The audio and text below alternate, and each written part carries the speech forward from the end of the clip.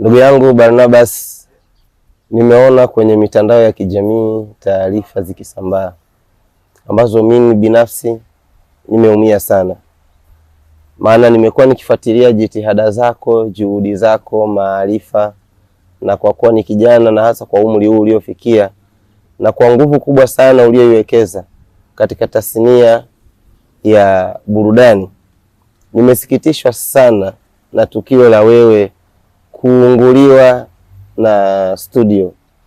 Lakini nimeongea na kijana mmoja anaitwa Major Keys ambaye umekuwa ukifanya naye kazi, ameniambia ni takriban kila kitu kwako kimeungua.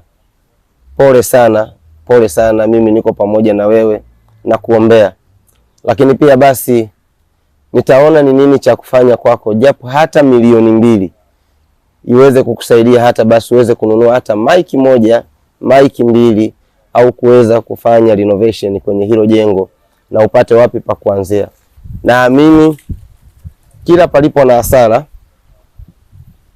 Mungu anatengeneza thamani yake.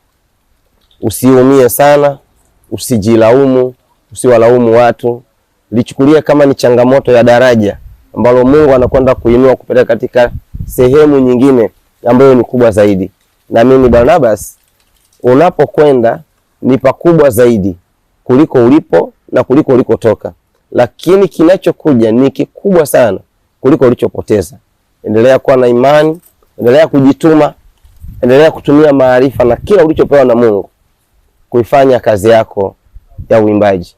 Mungu akulinde, Mungu akubariki, Mungu akawe ni faraja kwako.